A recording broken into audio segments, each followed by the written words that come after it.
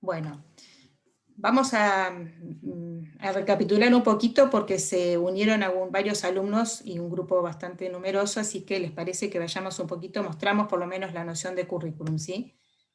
Vamos para atrás y la leemos rápidamente, a ver si puedo ir para atrás, si me lo permite. Está como, porque tenía esto.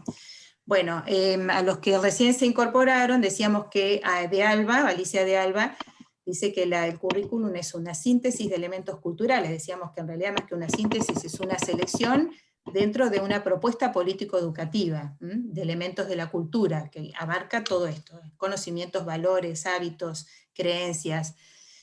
Siempre es una propuesta de la política educativa de un país o de una región, o de una provincia o de algún lugar, y que participan grupos y sectores diversos, con intereses distintos. Por eso es que veíamos ese ejemplo del libro de texto con cómo se aborda la educación sexual integral, cómo se aborda mal, ¿no? Este contenido en un libro de biología. Ahí nos damos cuenta que hay grupos que están interviniendo y están diciendo, bueno, qué se puede enseñar, de qué forma, qué sí, qué no, ¿no? Con niveles también hasta de censura, podríamos decir. Porque, bueno, los intereses, algunos son hegemónicos, otros son contrahegemónicos y tratan de resistirse, pero esto implica negociaciones y a veces imposición social también. Hay aspectos estructurales formales, el currículum que se prescribe, que se diseña para ser llevado a distintos niveles de operación, y los procesuales prácticos, que es el currículum real, lo que realmente sucede en la enseñanza y el aprendizaje. La acción concreta de las propuestas formativas. Hay dimensiones generales, la sociedad, la cultura, la economía, la política, son ejemplos, y particulares, como por ejemplo la disciplina que se enseña, la edad de los alumnos, su nivel educativo, la institución, son otros ejemplos. Hablamos siempre de devenir, no de un desarrollo lineal del currículum, está siempre en reformulación, por lo menos desde lo procesual práctico, desde lo estructural formal no tanto, habría que también potenciar eso, ¿no? Dinamizarlo un poco más. Y tenemos que pensar que existen niveles de significación en el currículum, como por ejemplo el currículum oculto, aquellos contenidos tácitos que realmente son enseñados y aprendidos, pero que no forman parte del currículum prescripto, no forman parte de un currículum que se diseña, pero que realmente se aprenden. Algunos son, bueno, positivos, los podemos valorar, y otros son no tan positivos, ¿no? Por ejemplo, aprender bueno, el orden, la disciplina. Algunos dicen la escuela, el niño en la escuela aprende a tener su primer jefe con los docentes, porque tiene que aprender a hacer silencio, a ser ordenado, a levantar la mano, bueno, hábitos que son importantes en la sociedad, pero cuando son exagerados, realmente no causan un efecto desde el punto de vista de la formación de la persona, ¿no? Pero también en la escuela se aprende solidaridad, se aprende a compartir, ¿no? Ahí charlaba al principio con una alumna que decía, bueno, qué bueno lo del trabajo en grupo porque nos ayudamos entre todos, lo que yo no entiendo alguien me ayuda, me lo explica. Bueno, eso es currículum oculto, nosotros no le pusimos en el práctico que tenían que aprender esas cosas, ¿no? Y sin embargo suceden, entonces esos también son ejemplos de currículum oculto, ¿no? Los buenos hábitos y el aprendizaje basado en el compañerismo y la ayuda mutua. Bueno, fíjense ustedes aquí que Jimeno Sacristán, un pedagogo español, habla de un proyecto político-pedagógico y plantea que hay condiciones institucionales, por ejemplo, la política curricular de un país, cómo está estructurado el sistema educativo en cada lugar, cómo está organizada la escuela, esas son condiciones institucionales. Y siempre hablamos de una selección cultural, por lo tanto, ¿qué se selecciona y cómo se organizan esos contenidos para ser enseñados, para ser aprendidos? Es fundamental para un país, ¿no? Como dicen algunos, bueno, todo pasa por la educación. Bueno, todo pasa por la educación y todo pasa por el currículum, que es el artificio, artefacto, dicen algunos, invención, dicen otras, que nos permite enseñar y aprender. Algunos plantean que el currículum es la cultura de la escuela, que tiene contenidos, tiene códigos, en esto, bueno, hay un autor, Bernstein, que habla de los códigos curriculares, muy interesante, y puede ser explícito u oculto, lo que decíamos antes. Intervienen concepciones acerca de la idea de sujeto, de enseñanza, de aprendizaje, de evaluación, los valores sociales que propugnamos, distintos enfoques filosóficos, modelos educativos, bueno, todo esto forma parte de un currículum, y generalmente encontramos mucho de esto en la fundamentación de los diseños curriculares. Bueno, este es un mapa conceptual que solamente se los muestro porque lo hicieron algunos alumnos y está muy bien, y son, bueno, muchos conceptos que vamos a trabajar hoy, y otros que ustedes van a profundizar con la bibliografía. Bien. Bueno, ¿cuáles son los componentes del currículum? Algunos están, estos componentes, en el nivel macro de los aspectos estructurales formales, por ejemplo, en un diseño curricular jurisdiccional, y otros aparecen en otros niveles, ¿no? Como puede ser un plan de estudios o un programa de cátedra. Pero bueno, vamos a comentar todos estos. Una fundamentación, un marco referencial que tiene un encuadre epistemológico, como decíamos, acerca de lo que se entiende, ¿no? Por enseñanza, por aprendizaje, por evaluación, son los marcos teórico-ideológicos que les dan sustento a las decisiones que se toman para la programación curricular. Luego hay un nivel de intencionalidad a través de objetivos o de metas o de propósitos. Los objetivos en función del aprendizaje del alumno, los propósitos lo que pretende hacer el docente. Bueno, y algunos también plantean metas, ¿no? Que son más acotadas. Los contenidos, bueno, el núcleo de currículum está allí, ¿no? Conceptos, ideas, procedimientos, las actitudes, las creencias, bueno, todos esos contenidos, ¿no? Contenidos no son solamente los conceptos, sino que un procedimiento que se aprende en un laboratorio, una destreza que se aprende, también es un contenido. Que ustedes sepan elaborar un trabajo escrito es un contenido, ¿no? Porque implica destrezas, habilidades, y los valores también, los valores, que hay que enseñarlos, pero bueno, no tiene sentido evaluarlos, por ejemplo, pero sí tienen que formar parte de todo lo que se enseña. Y la manera como se organizan esos contenidos, puede ser a través de núcleos problemáticos, de ejes, de unidades, y la secuenciación, ¿no?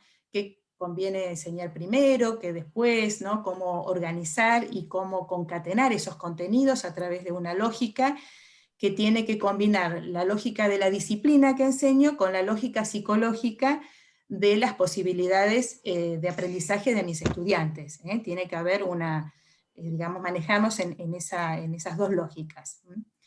Materiales y recursos, bueno, objetos, libros, material bibliográfico y material de laboratorio, bueno, todos los elementos que hacen falta para que el alumno pueda aprender, que aportan los docentes y las instituciones. La metodología, bueno, nosotros hablamos de construcción metodológica, ¿no? Siguiendo a Gloria Edelstein, una pedagoga de Córdoba, porque el docente construye su metodología a través de distintas estrategias, de distintas técnicas, formas de enseñar, como pueden ser las que están mencionadas aquí, y muchas otras. Ustedes van a tener que seleccionar estrategias de enseñanza para la secuencia didáctica. ¿Alguien tiene el micrófono abierto? ¿Lo puede apagar, por favor, chicos? Esto, Nicole. La música de fondo, esa no me gusta. Ese rock no me gusta. Bueno, el perfil de los estudiantes, ¿no? ¿Quiénes son los sujetos? También se puede incluir este componente en algunos diseños curriculares. Igual nosotros en el programa especificamos, ¿no? Que tenemos alumnos de 7 carreras, en nuestro caso, esto también lo decimos. Bien, el tiempo de aprendizaje, también el tiempo en relación a los distintos niveles de enseñanza, a cómo se organiza el sistema educativo a partir de la gradualidad que el sistema propone, ¿no? Que tenemos que respetar. Y los tiempos por ahí de las clases, ¿no? En las clases algunas son de 40 minutos en algunos niveles, otras en universidades, bueno, todo esto también refiere al tiempo y forma parte.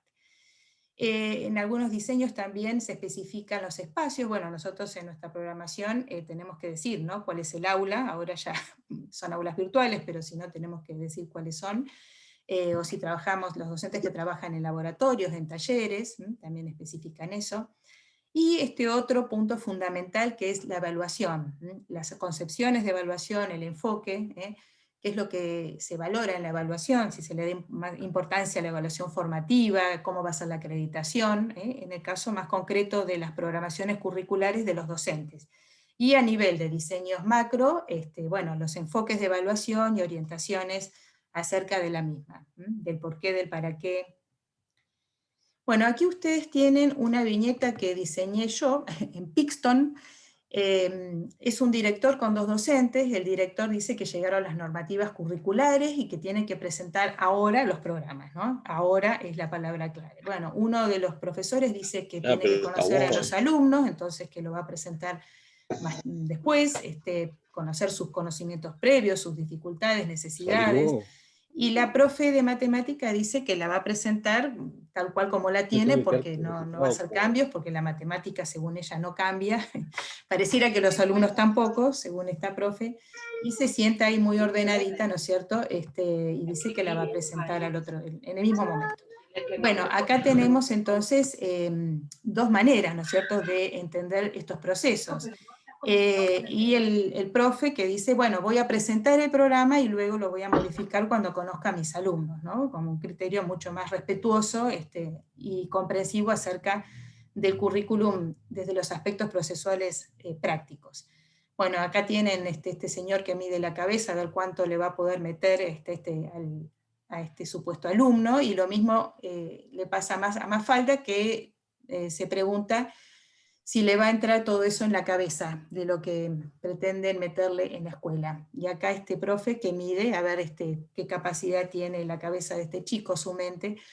Bueno, estas imágenes, estas viñetas, dan cuenta de también modelos de organización curricular diferentes. Nosotros el que más conocemos es el modelo por materias, es el que ustedes tienen. No es lo mismo hablar materias de asignaturas, pero bueno, materias es como más rígido todavía, porque implica una concepción mecanicista del aprendizaje, la atomización y fragmentación del contenido, y la división entre lo que es teórico-práctico, aula-laboratorio.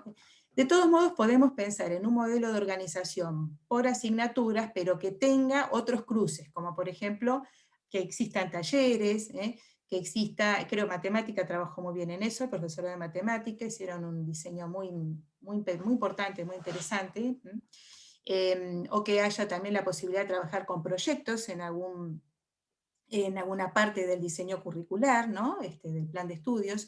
Así que no tienen que ser modelos puros rígidos, ¿no? Sino que se pueden combinar. El currículum por áreas también es muy conocido, ciencias sociales, ciencias naturales, que tienen o metodologías de investigación similares u objetos que tienen mucho en común. Por ejemplo, la historia, la geografía, la sociología, las ciencias sociales que se reúnen en un área. O las ciencias naturales, ¿no? También. Bueno, se requiere que hayan condiciones, porque los docentes tienen que poder trabajar en forma colaborativa y en forma interdisciplinaria. Y hay un avance, ¿no?, con respecto al otro modelo, porque el currículum por áreas permite una mayor integración de las disciplinas. Y el currículum por módulos, bueno, han habido experiencias universitarias de objetos de transformación, los alumnos allí aprenden resolviendo algún problema de la realidad. La dificultad que tiene este modelo, que sería desde la teoría el más apropiado, es que el alumno necesita conocer antes conocimientos importantes, claves, centrales de una disciplina para poder abordar los problemas complejos de la realidad. Si no, los aborda pero desde sentido común, ¿no? Y ahí, bueno, estamos en la misma. Entonces, esa fue la dificultad que tuvo. Bueno, aquí tienen un ejemplo, ¿no?, de un tema que tiene varios conceptos para ser abordados, y al mismo tiempo cada concepto actividades. Puede ser desde la tecnología, el lenguaje, las ciencias biológicas. Esto no significa que los temas sean abordados o tengan que ser abordados por todas las materias de un nivel de enseñanza, ¿no?, porque no hay que forzar tampoco, pero sí muchas disciplinas pueden dar cuenta de trabajar en forma multidisciplinaria, sin estar forzadas. Hay que buscar qué de esa disciplina puede ser importante, qué puede aportar. Bueno, acá hay un ejemplo, ¿no? La vida en el futuro, que puede ser trabajada desde la tecnología, los inventos en la medicina, en el transporte, cómo será, ¿no?, la vida en el futuro desde la tecnología en todas estas cuestiones, cómo será la vida en el futuro para las personas, años de vida, no viviremos más, cómo serán los trabajos, trabajaremos solamente así como ahora, con teletrabajo virtual, qué va a pasar con la población a nivel mundial, nacional, qué preferencias va a tener la comunidad, los estilos de vida, qué haremos en el ocio, cómo será la familia, la vivienda. Bueno, aquí tienen un ejemplo de la integración con un tema que tiene que ser un tópico generativo, ¿no?, para que se den todas estas relaciones. Es decir, un tema importante, interesante, y que no sean banales, que sean realmente, que valgan la pena, ¿no? Relevantes, pertinentes. En esta otra ustedes ven que la nena dice, a mí nunca nadie me regaló nada, pero va subiendo por escalera mecánica, y en el otro caso van subiendo con muchas dificultades, y algunos incluso no pueden, ¿no? Llegar a la escuela, o digamos, no se garantiza una educación igualitaria y oportunidades para todos. Bueno, esta ha sido una preocupación de Raewyn, que antes era Robert, Raewyn Connell. Bueno, él habla de la justicia curricular. Dice que el currículum tiene que atender los intereses de los menos favorecidos y tiene que lograr que todos participen y escolarización común, es decir, que no haya diferencias, ¿no?, en cuanto a grupos sectorizados para una cosa, para otra, o maneras diferentes de ser tratados los estudiantes en las escuelas. Un poco lo que ustedes vieron con Lerner, bueno, ahí tienen ejemplos de todo esto. Y que la igualdad es una puerta de entrada y no de llegada, ¿no? Tiene que haber una idea muy fuerte sobre la igualdad y trabajar todo el tiempo desde ahí, ¿no? Y no algo a lograr, ¿no? Si no, no es igualdad.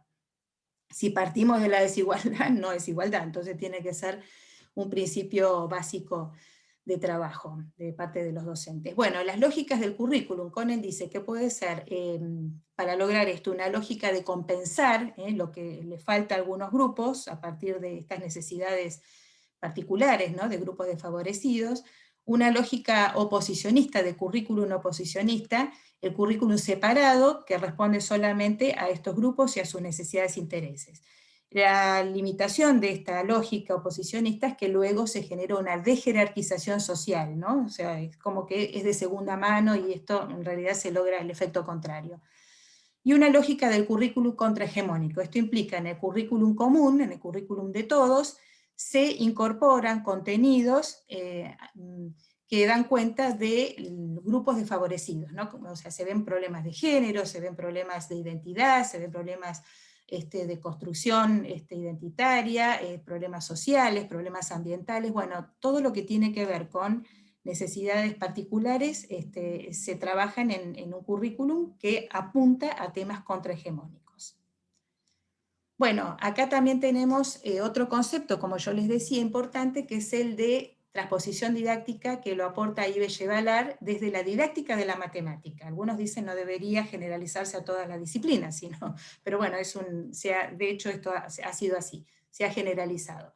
Él dice que existe un objeto de saber que se genera en las comunidades científicas, que producen el conocimiento, luego se esgrime un objeto a enseñar, se decide que determinados contenidos tienen que ser enseñados, y estos se llevan a la enseñanza, ¿no? Se enseñan. Entonces hay una transposición.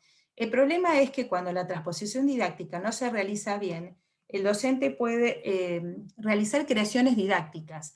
Son necesarias, dice Gevalar, para enseñar un contenido, pero también se realizan malas transposiciones didácticas y suele haber sustitución de objetos o disfunciones, y estas son sustituciones patológicas. Dice, por ejemplo, en la matemática moderna, la teoría de los conjuntos, si uno le pregunta a alguien que estudió esto, yo lo estudié cuando era chica, ustedes no sé, y no creo, porque era moderna en mi época. Teoría de los conjuntos se nos surge en la mente los diagramas de Venn, ¿no?, que son estos dos óvalos que se juntan y con algo en el medio. Bueno, en realidad eso es una sustitución patológica, porque va mucho más allá la teoría de los conjuntos que esto que a nosotros nos quedó como contenido, ¿no? Estos gráficos y esta creación que termina banalizando el contenido. Por eso hay que hacer una vigilancia epistemológica, para evitar que la distancia entre el objeto de saber y el objeto de enseñanza no sea un abismo, y evitar la ilusión de transparencia, que todo lo que enseñamos es lo que se genera en la ciencia. Bueno, esto dice Gevalar, pero nosotros tenemos también una postura crítica, y aquí tenemos un autor que se llama Brocard, que dice que falta relacionar lo que plantea Gevalar y Berret, que es otro autor que menciona Gevalar, con la naturaleza del saber y con su complejidad. Falta tener en cuenta quiénes son los destinatarios, la edad, los conocimientos previos, falta analizar, desde Gevalar no lo hace para nada, el contexto institucional, porque cuando transmitimos contenidos son contenidos públicos, por lo tanto hay publicidad y hay control social del aprendizaje, ¿no? Estamos trabajando desde un currículum que es público, más allá de que sean escuelas públicas o privadas, ¿no? Los diseños curriculares son públicos. No distinguen procesos de enseñanza y aprendizaje, porque bueno, objeto de enseñanza, pero después tendremos que hablar del objeto de aprendizaje, ¿no? ¿Qué pasó con ese contenido que se enseñó? Bueno, eso no se aborda. Yevalar habla de la nosfera, ¿no? Que son los que intervienen en esta transposición, además de los docentes, pero Brocard dice, hay otros actores en la nosfera, ¿no? La sala de profesores, todo lo que allí se comenta, se acuerda, se negocia para la transmisión de contenidos, en los niveles de enseñanza que no son universitarias, de los padres, las familias que intervienen,